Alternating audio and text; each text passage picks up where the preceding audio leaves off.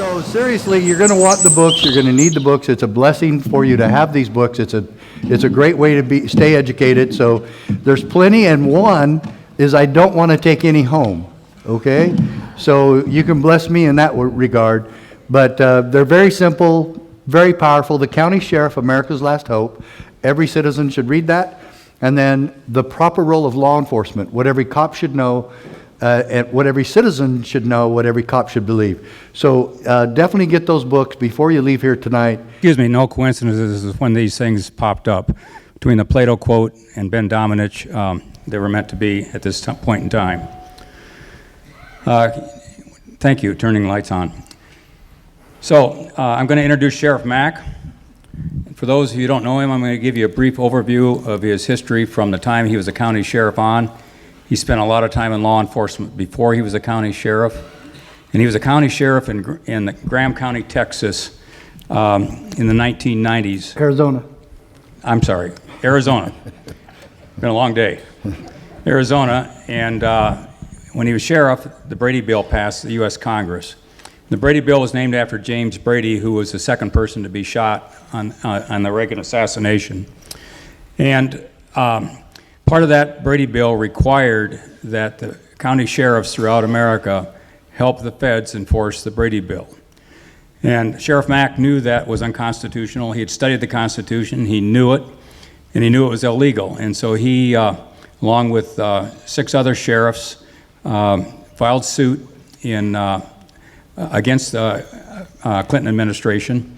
And eventually it wound its way to the Supreme Court, and they won a 5-4 decision, which established the sovereignty of the county sheriff and the sovereignty of the 10th Amendment.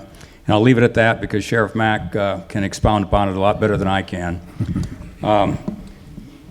So with that, Sheriff Mack went on to found the Constitutional Sheriffs and Peace Officers Association. And for the last 25 plus years, he's gone around throughout the United States speaking to both sheriffs like he did this morning and to the public like you. And so I'm going to introduce Sheriff Mack. He's a true patriot. I would like to compare him to General Flynn, but really I want to compare General Flynn to Sheriff Mack. That's how much I think of him. So please welcome Sheriff Mack, a true American patriot. How did we get set up? Thank you. Thank you so much. Man, this is an impressive looking crowd. Wow. Do you think I was going to let you down? We were impressed. Never. Gary's done a lot of work on this, and the good crowd that we had with law enforcement this morning was very indicative of that. I was in Idaho just a few days ago, and the same amount of sheriffs and public officials were invited, and only one came. No sheriffs. And so, but the week before that, I was in Reno, and 9 sheriffs came. So I guess Idaho just didn't get the advertising and the work into it or something. I don't know what happened, but it's really gratifying to see how many. Does he have this here for me?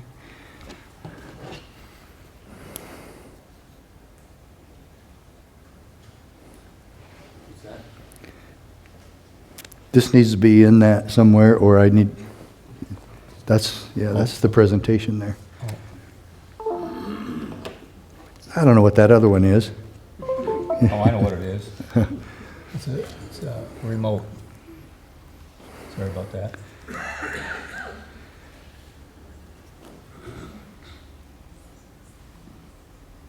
Is that it? Mm-hmm.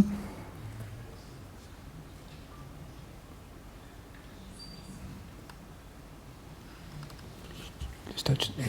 Just here. There you go.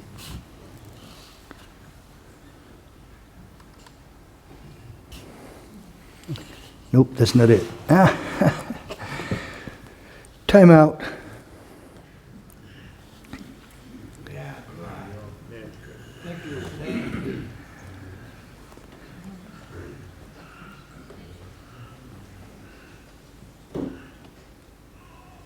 Documents. Presentation. Yeah, there we go. Thank you. Which one? And the Which one? Constitution 16, 2016. Here we go.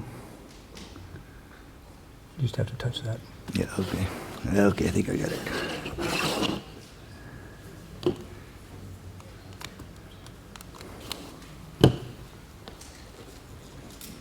There, okay, we're ready, yay. Okay. So, I've been really traveling a lot, and like I said, I just got back from Idaho, and then came here, and then Saturday I'll be in Lander County, Nevada.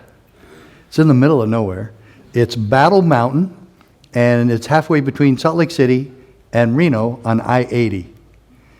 And so that county called me about 2 months ago and said that they wanted to be a member of the CSPOA. So I said, well, I'm not understanding this. I'm not following this. You mean you want everybody in your county to be a member of the CSPOA, the Constitutional Sheriffs and Peace Officers Association, which, by the way, is just fine because everybody can be members. All of you, in fact, every one of you should be a member. Why? Because we're taking this peaceful solution all across the country, and we take it as far as we get donations. And memberships are donations. And we've been really blessed with that. And I was teaching school just until December. I was going to teach school another 3 or 4 years, but I was getting so busy with this, I quit my job, and I'm only doing this full time. So this is what I do. This is what I've been called to do, this is what I'm supposed to do, and this is what I'm doing. And as far as peaceful and effective solutions go, there's only maybe 2 or 3, and I can't tell you what the other 2 or 3 are. This one I know is. I've seen the evidence, I've seen the proof of a sheriff standing against tyranny, and every time a sheriff does that, he wins. Every single time. I can't guarantee that in the future, but what we've done in the past is any indication, then it looks pretty darn good. And the sheriff can do 2 things. He can stop federal agents and state agents who are trying to abuse you and victimize you.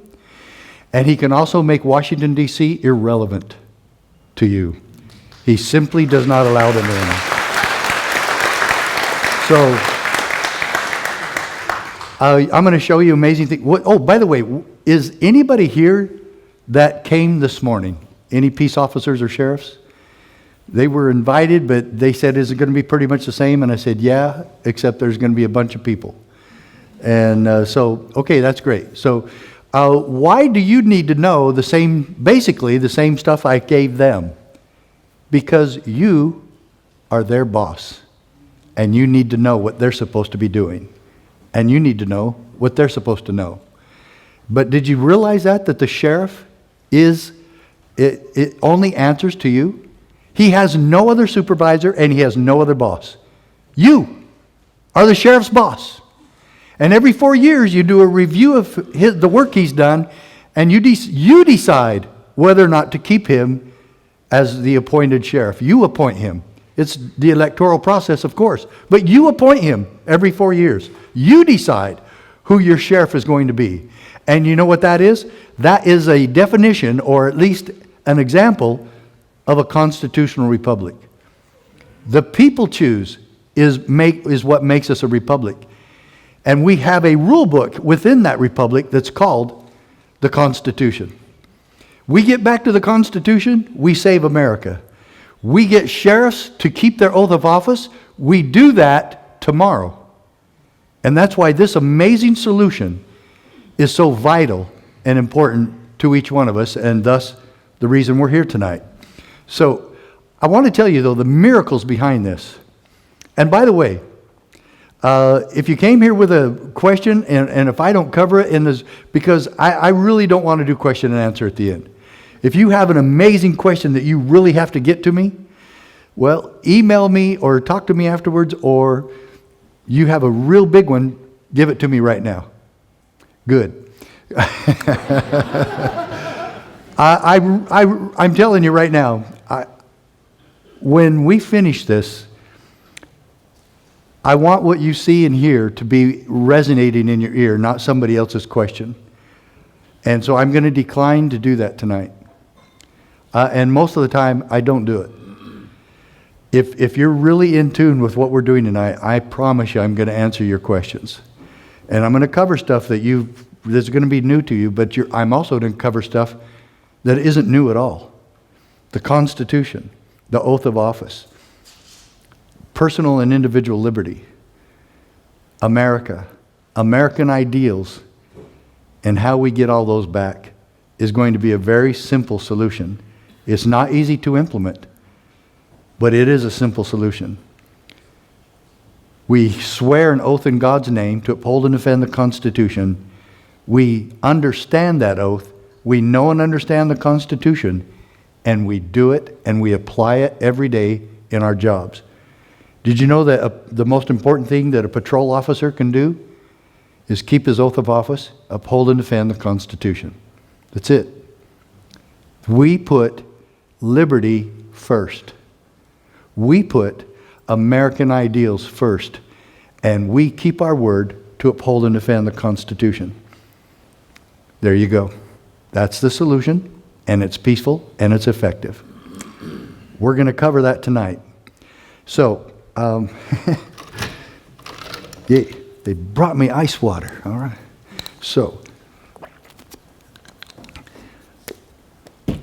the miracles that have happened in my life that brought all this together are so numerous we could spend the entire evening talking about that. It's nothing that I did, because all of us know where miracles come from. I didn't do it. I mean, I wrote a book. It's kind of funny. I wrote the book, Are You a David? And I didn't even bring any tonight. I thought I sent them out, and I didn't. But they have the book that was plagiarized by me, or about me, because now the new book is The David Answer. So, Are You a David? And then they have the David Answer. I love being plagiarized. It's the greatest form of flattery that there ever was. And I really like the people who wrote it, the friends of Medjugorje. And I've been out to Caritas several times, as Gary and his wife will know. And I want to thank Gary and Pam for all the work that they did to put all this together. It's amazing. They've been absolutely fantastic. But I want to thank all of you again for being here. We're going to have an amazing night. And I'm going to share one miracle with you. First, how I even ran for sheriff was a miracle. I wasn't even thinking about that. I didn't want to do it. And my wife's parents just kept calling us and saying, you got to move home and run for sheriff. And both my wife and I, for the first time, agreed that her parents were crazy. It's the first time. Okay? And so,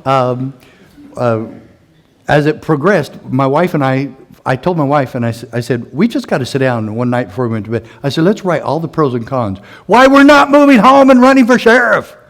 Okay? And so we wrote all those down and sent them to him, and it meant nothing, especially her mom. She doesn't ever take no for an answer. She doesn't understand the word. It's out of her vocabulary. And so we really put it out of our minds. We're not doing it. Okay?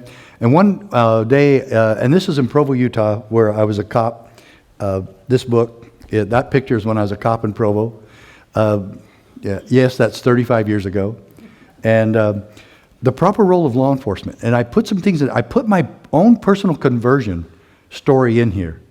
Not to the gospel, but to the Constitution. I was a rookie cop, and I started studying the Constitution because of all the things I saw in government just really bothered me.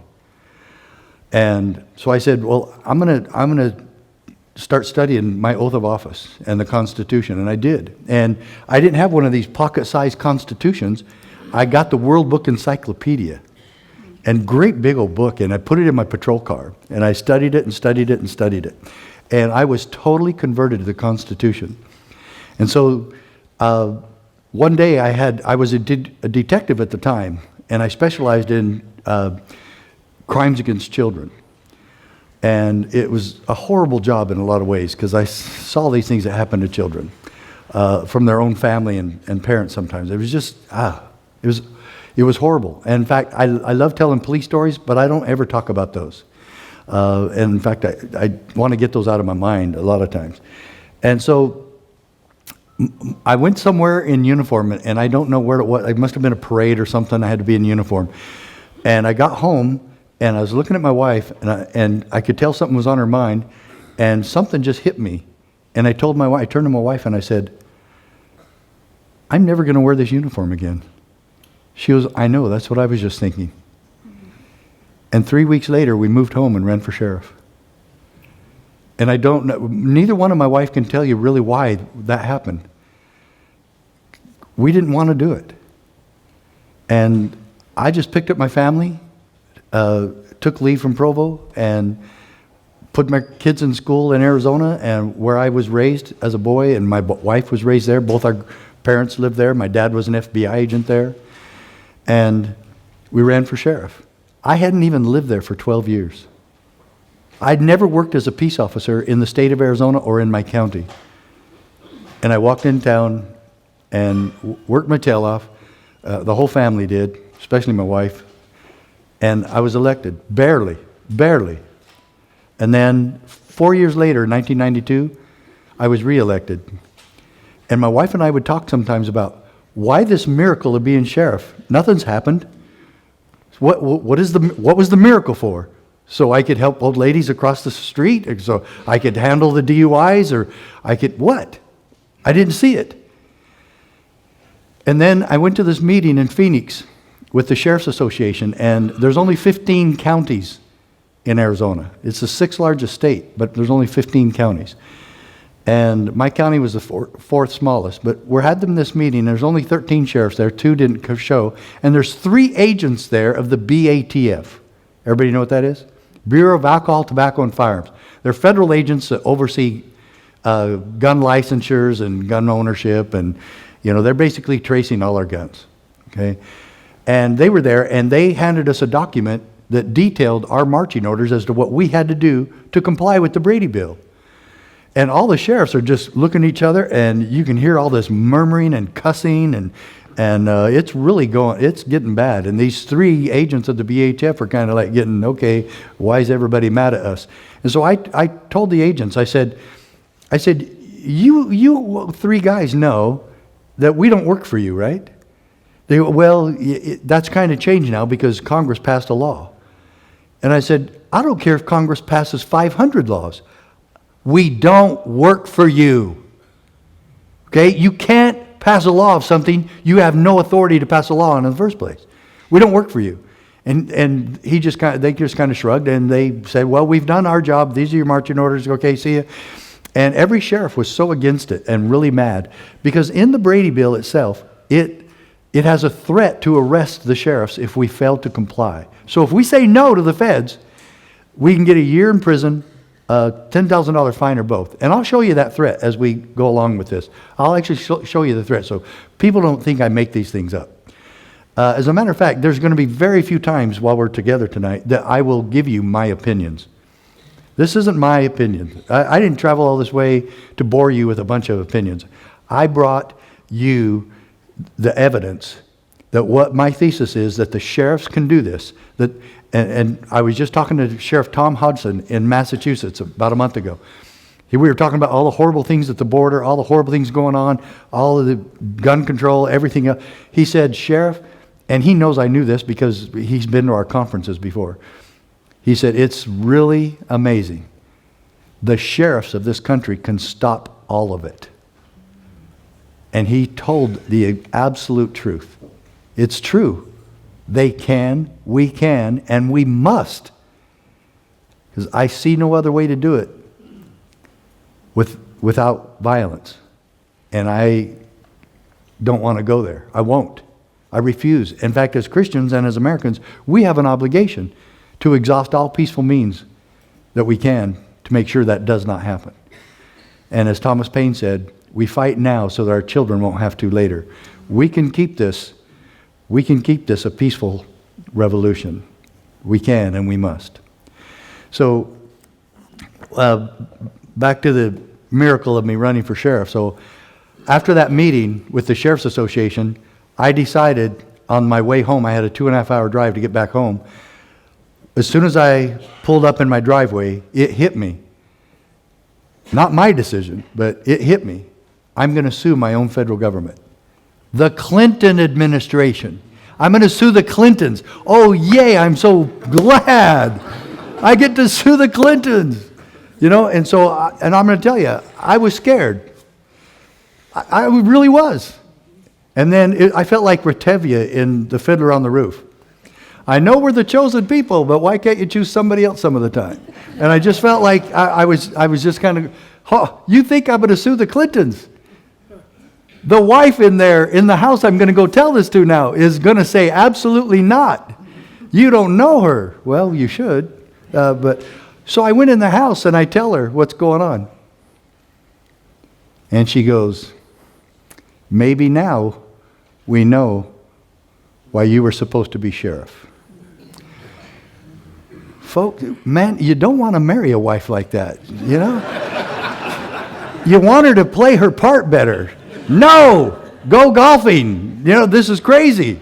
She never faltered one iota from her decision to go ahead and do this.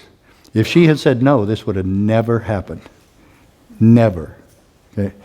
And so the miracle starts, and the miracles after miracles. A small town sheriff, Graham County, Arizona, takes this case for the first time that a sheriff ever did anything like this in the history of America, goes all the way to the Supreme Court, and wins. A major landmark decision. Yeah, thank you. So, did you see some more miracles in there? When I stood at the Supreme Court in December of 1996, I was absolutely in awe. It was more than awe-inspiring. It was a spiritual experience being in there. And Sheriff Prince from Montana was with me. He was the second one that filed. But at the time, when we first filed, I thought, oh my gosh, I'm going to be doing this by myself. And they're going to squash me like a pumpkin seed. And that was even scary. So I heard on CBS Morning News that Sheriff Prince had filed in Montana. And I go, oh, thank God, you know. And then 5 other sheriffs also did so. But get this, there's 3,086 sheriffs in America. 7 did this. 7. And not only that, only 1 from Texas. And this is a states' rights, state autonomy, state sovereignty, and gun case. And 1 sheriff from Texas, Sheriff J.R. Coog from Valverde County. So folks, again, the miracles just kept happening because if the other sheriffs hadn't done it, we would have been stopped at the 9th Circuit Court of Appeals in San Francisco because Sheriff Prince and I are both in that same circuit. We lost there. We got overturned. We won at the district court, both of us. In fact, everybody won at the circuit. The 6 out of 7 sheriffs, all of us won except the 1 from Texas. How do you lose that case in Texas? Maybe it was that judge that moved in from Chicago. Yeah, so I don't know. But okay, and so you get our CSPOA lapel pin, and you get a bunch of these. You should be handing these out. You will not believe, and yes, you will tonight, because I'm going to show you a lot of quotes from the Supreme Court decision, and then the county sheriff, America's last hope, and you can get all that for a real. I think all of that. Yes, what, $25, right, for all that? Okay, good. All right. I just gave the price. Okay, good. So, folks, let's bless each other tonight, and we're going to really have a great time. And I promise you, you're going to stay awake because that person next to you is going to keep jabbing you, and this information is going to absolutely startle you, and it's going to give you hope, and you're going to feel hopeful after we leave here tonight. And people will say after, this is the first time I've really had hope in a long time. And I said, you couldn't give me any better compliment in the world than to tell me that. But folks, this is it. Hope is from God. And I am part of a message here. And there is no question that this miracle has brought me to this location and to this time and for America to get back to its foundation. And that excites me.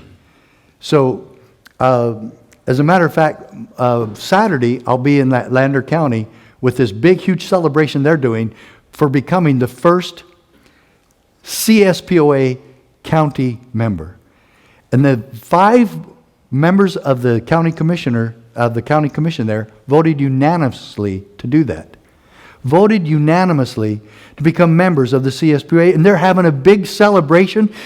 And Dr. Simone Gold is coming to speak there, and she's wonderful, and I absolutely, now we're best friends. I met her in Reno, and so she's going, and the whole community, the whole town is coming. The kids are coming to sing, and there's going to be all sorts of games and family fairs and food, and it's all because they're going to be a member of the CSPOA.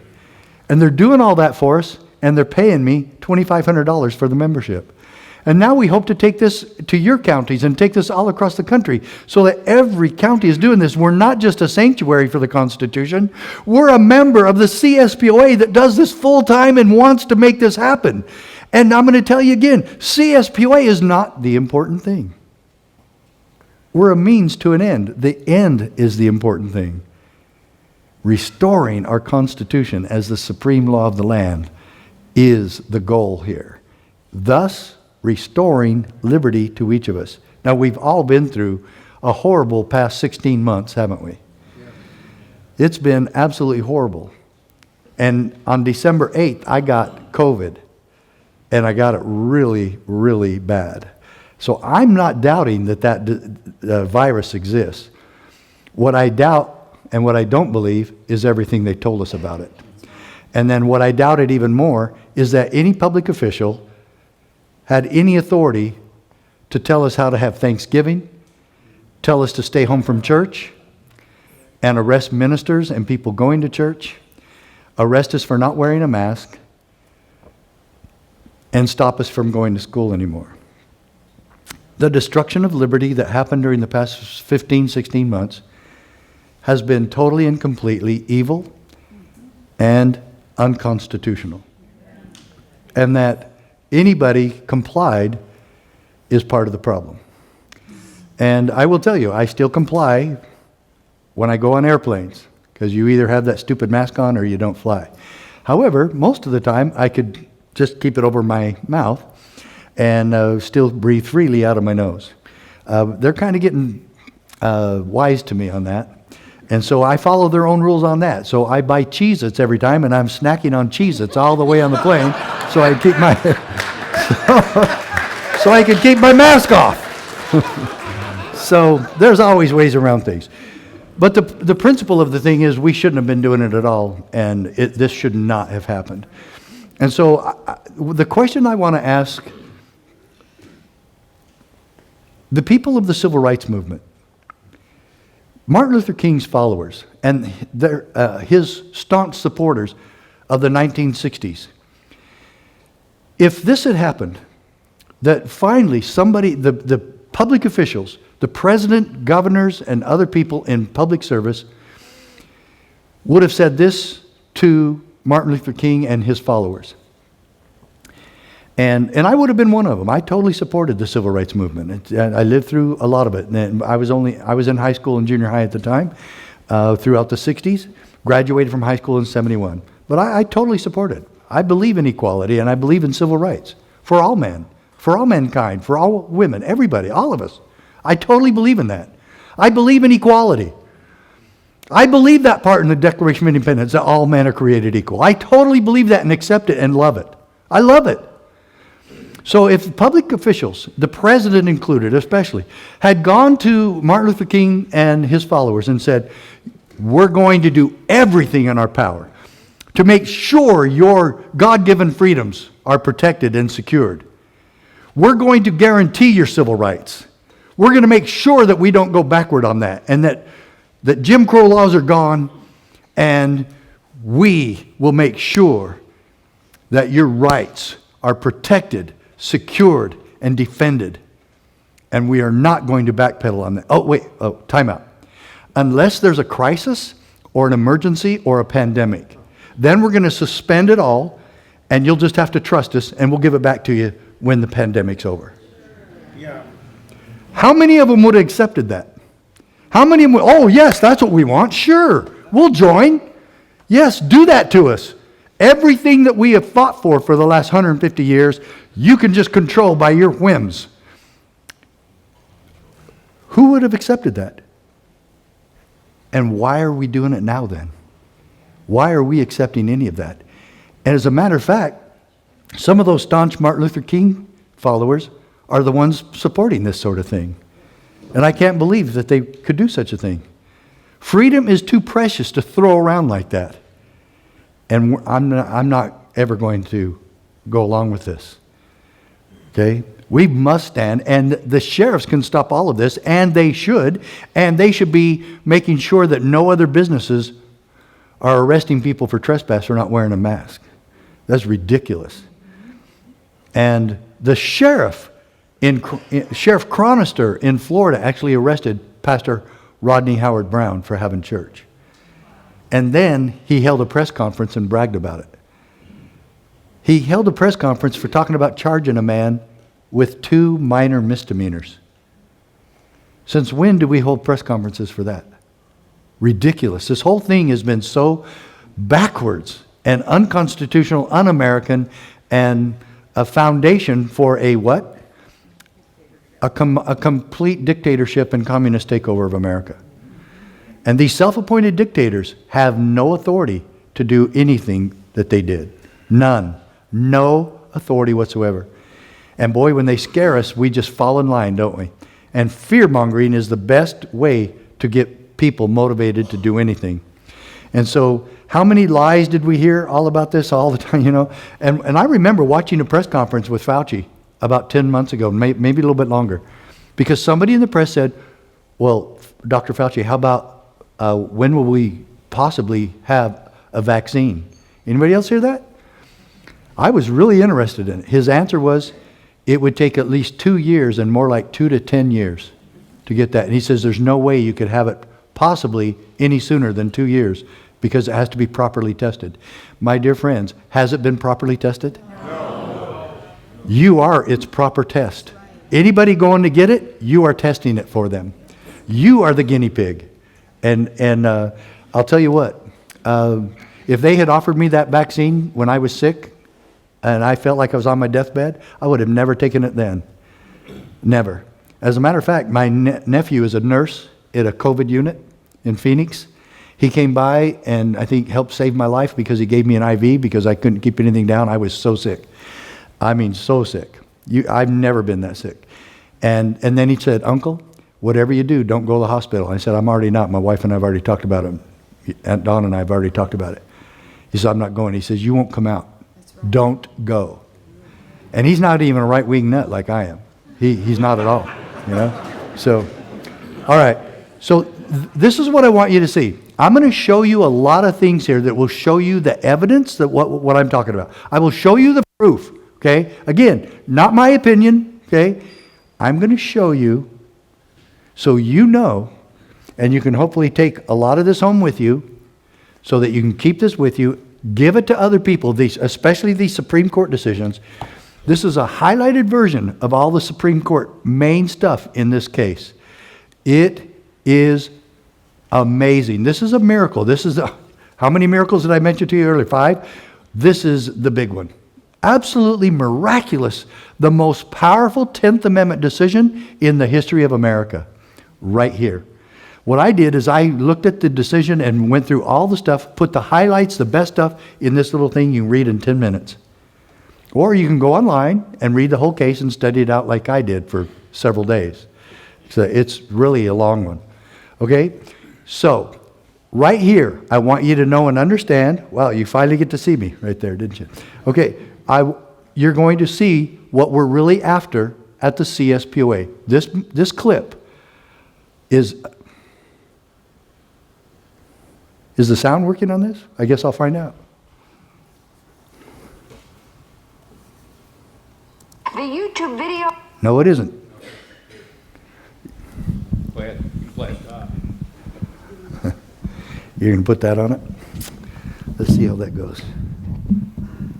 Going viral, posted on the internet by 2 activists who brought a camera into the Albany International Airport while they passed out flyers. Now, it led to a heated dispute over First Amendment rights. Beth Wortman has our top story. Beth? Hi, Benita. Well, as you'll see in the video clip, an airport spokesman tries to stop these activists from their mission, but a sheriff's deputy steps in to settle the confrontation and the right to free speech. So hey everyone, this is Ashley Jessica. I am here at Albany International Airport. The young woman is standing outside the security checkpoint at the airport, telling the camera that she's there to hand out flyers to travelers, reminding them of their right to opt out of getting the body scan, which she claims carries health risks. It's on your website. Hold on. First of all, turn this off right away. Airport spokesman Doug Myers tells the crew to stop videotaping and to go downstairs, which they agreed to do, and they are confronted again.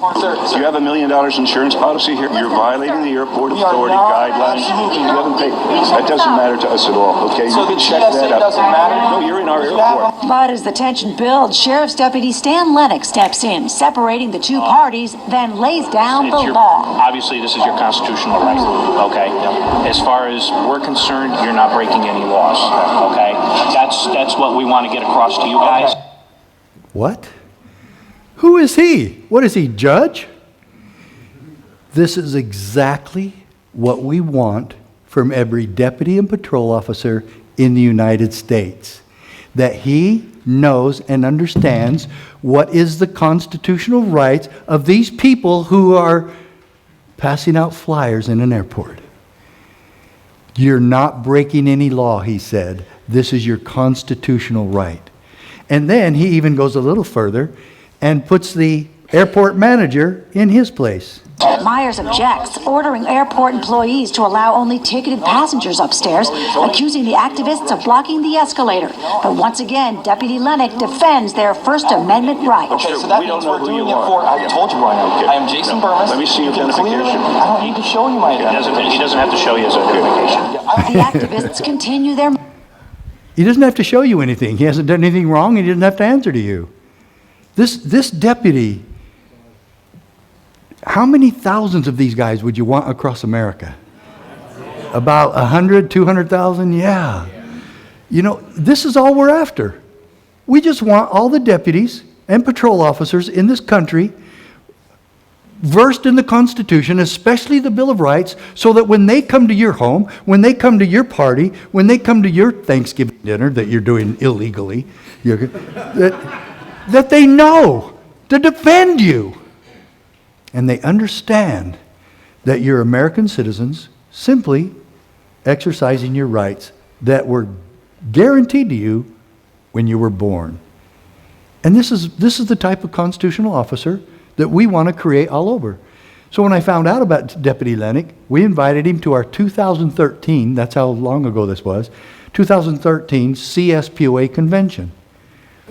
The year that Sheriff Clark from Wisconsin was our CSPOA Constitutional Sheriff of the Year. Well, Lennox was our Constitutional Deputy Sheriff of the Decade. Because this doesn't happen very often, and we really wanted to make a big deal out of it. And I really loved his supervisors who said, told him to, go get your plaque from the CSPOA. So, folks, do you see a solution there brewing? This is exactly what we're talking about. How bad could that have situation gone the other way? And these people get slammed to the hard floor and then get charged with resisting arrest, disorderly conduct, and so many other charges, that would be just absolutely ridiculous. Or we can do the de-escalation by using the Constitution and a constitutional officer. Do you see the de-escalation here? Nothing happened, except the rights of the people were defended by a person who swore an oath to do just that, and he actually did it. Boy, don't you love it when everything works? Now imagine sheriffs all across the country doing exactly that and training their deputies to do that. This is the answer. Now we also go to exactly what the answer is not. Wait. Hello? Nope. Why is that doing that? Oh, wait. That's because that's out. There we go. Now to a News 10 exclusive. A Stockton man wants an apology tonight for a wake-up call he should have never received. It is a story you'll only see on News 10. Lee Painter tells us why police and federal agents knocked down his door. This is what they did to my door. At 6 this morning, a SWAT team surprised Kenneth Wright at his front door. In my underwear. Before I get to the door, I hear him say, "Hit it." And I get ready to hit the door, and they hit the door. They almost hit me. So I said, hold on. They hit it again. I said, hold on. But the SWAT team busted in, taking right. They come grab me by my neck and drag me out my house to right there in the grass. Thrown to the ground and handcuffed, law enforcement then searched his house. And they put me in the backseat of a police car for over 6 hours. From 6 o'clock to 12:30, they had me handcuffed in the back of a police car with nothing on but my ripped up underwear that they ripped in the yard. Wright says they also woke his 3 children, holding them for 2 hours. But they failed to find their quarry, Wright's estranged wife. Wright later complained to Stockton's mayor and police, but the city pointed to the U.S. Department of Education. They say you owe a student loan. Yeah, you got to watch that student loan stuff. It was a SWAT team from the U.S. Department of Education. And guess who it was from? Eric Holder and Barack Obama. They're the ones doing this. Okay? Quite astonishing. And so she goes on and she says, well, the Solicitor General said, no, it wasn't, but we can't talk about the case because it's still ongoing. Well, it had nothing to do with him. It was his estranged wife who didn't even live there, and they weren't married when she got the student loan in the first place. So why is it his problem? It's not. And so I started checking on this to see if the Solicitor General was lying about whether or not they were doing this all over the country. Found out they did the same thing to a black man in Houston, and they had 1,500 such warrants to serve in the Houston area. And this was Stockton, California. I don't know, I never learned how many they had in California, but I would imagine it was about the same. But they had 1,500 to still serve then. You know, have any of you ever won a lawsuit against a neighbor or somebody messed up your car and you sued them? Somebody messed up my car once, and I sued them and I won. Do you know how you get paid? Well, it's really hard sometimes. But because you win, but they don't pay, and they move around or they leave the country, and you never get paid. Wouldn't it be great to have your own SWAT team? To be able to go and collect like that? This is a civil matter. This is on a loan from the government for school, for heaven's sakes. They're even giving it all back to them now. But here they're serving a warrant with a no-knock warrant. A no-knock felony warrant. And she doesn't even live there anymore. Who they were after. Oh my God. You see, and Stockton PD went with them and supported him and said, oh yeah, everything, fine. No. If a sheriff really knows his job, he's going to look at that warrant before they even get there, and he's going to go, what? You guys are serving a warrant on a student loan? Not in my county, you're not. Get out of here. You want to take him to court? Go take her to court. But that's a civil matter. It's not a criminal matter, and it certainly isn't going to be happening in my county where you're busting in doors with a felony search warrant for the Department of Education. God, come on. Okay, so there's 2 types of laws, right? I bet everybody in here will agree with this quote, okay? And you could guess who said this, okay? And no, it wasn't me. There are 2 types of laws, just and unjust. I would be the first to advocate obeying just laws. One has not only a legal but a moral responsibility to obey just laws. Conversely, one has a moral responsibility to disobey unjust laws. Makes sense to everybody, right? Yeah, I agree with that. On the other hand, who's supposed to determine what is just and unjust? Well, only the U.S. Supreme Court can do that, huh? Well, take it from me. I found out how many court cases the Supreme Court actually takes every year. They take about 1% of all the cases that go across their desk. 1%. Let's say it's 10. Let's say it's 10%, which it's not. Let's say it's 10. That means 90% of the cases will never go there. And that means the abuse just keeps on going. Can we really get every abusive situation and statute and act and bill to the Supreme Court in time to save us all? No, we can't. In fact, they refuse to hear a lot of them. So what does that do? That still puts it back on your sheriff and your local officials. Are they going to force you to obey this stuff? Are they going to enforce this on you? I've heard some sheriffs say, I will do anything to the people I feel like until the Supreme Court tells me not to. Whoa. Now there's an attitude that you really need to unelect next time. But we had a good group of sheriffs there this morning. I really felt good about them. And they heard all this and they saw all this, and I think we really planted some seeds. But with one sheriff, Sheriff Marks, man, he was already on board. He could have helped me teach the class. Whoever has that sheriff, man, stick with him. What a great sheriff, okay? He had already read all my books. He had followed me even way before he was sheriff. He already is on board with this. And what a fantastic sheriff. And you know what he's doing tomorrow? He's sending all his deputies to the training. Okay?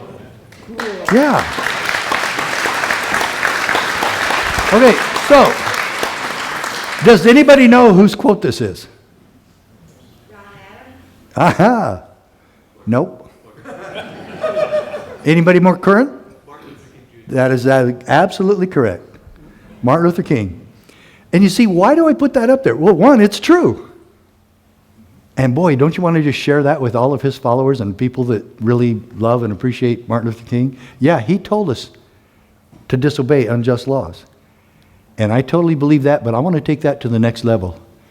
There's not a single enforcement officer in this country that should be enforcing an unjust law. You really? I asked the sheriffs that this morning. Any of you think you should be enforcing an unjust law? And who makes that determination? You're going to wait for the Supreme Court to tell you how to do your job? Why don't you just learn the Constitution and enforce it? Live it. Love it. Do it. This is, you know who's responsible for the fulfillment of your oath? You are. You swear an oath to uphold and defend the Constitution. Okay? What does that presuppose? You know it. You read it. You studied it.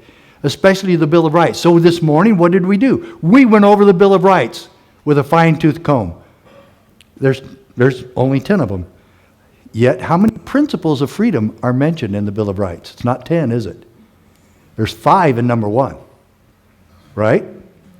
Okay, that's real easy to remember. Freedom of religion, freedom of speech, freedom of the press. The right to peaceably assemble, and the right to petition government for a redress of grievances. Try that sometime, see how far it gets you. Yeah, it won't, okay? So, there's 28, depending on what you interpret here and there, because like in number 8, it mentions 4, no excessive fines or bail. So is that 2 or is that just 1? And then it says no cruel and unusual punishment. So is cruel and unusual the same thing? So that's 1. So seriously, when you look all through them, there could be 27, 28, maybe 29. 30 at the very most. Principles in the Bill of Rights. What is the purpose? What was the purpose? What was the intent of the Founding Fathers in developing the Bill of Rights? Did you know that the Bill of Rights came 2 years later? After the Constitution. After they spent this arduous, hot, humid summer in Independence Hall in Philadelphia, blood, sweat, and tears and compromises that totally saved a bicameral Congress with a House of Representatives and a United States Senate. That compromise saved the entire Constitution. So both sides of the small states and the big states all were appeased. And what a great compromise. And James Madison was considered the father of the Constitution. And then 2 years later, some of the more radical founding fathers came to him and said, what are we doing here? What happened? We missed something. We forgot to do something, James. And Madison gets mad. He's not, what? You guys, this was so inspired. We prayed every day and we loved it and the compromise. And he said, Patrick Henry and John Hancock and Samuel Adams were the main ones who were telling this to Madison. We didn't do a Declaration of Rights. And Madison goes, you're right, we have to go back. And Madison called everybody back. And they went back to the Constitutional Convention in Independence Hall. And you know how many they came up with? If we had to come up with it today, if we had to come up with a Bill of Rights, I mean, I know we'd still have the Second Amendment and we'd still have freedom of religion. How many others would we come up with today? Maybe 8,000. No math, no math. Well, the Founding Fathers came up with 189. You know, you can imagine all the abuses that they suffered during this whole horrible reign of King George III. We would probably do the same, but they dwindled them down to 12. There was a lot of duplication, and they dwindled them down to 12. And the real power source, the states, ratified 10. And that became the supreme of the supreme laws of the land. A list of untouchables, a list of rights, God-given rights, that government could never touch or change or alter. Now, the Second Amendment has over 20,000 gun control laws. Over 20,000. And they want more, and they want to come confiscate your horrible, evil-looking AR-15s and AK-47s and blah, blah. Oh, they're awful looking. And they're going to try to fearmonger again to come and get those from you. And you know what? There's not enough federal agents to come and get them, is there? So they're going to have to ask local help, aren't they?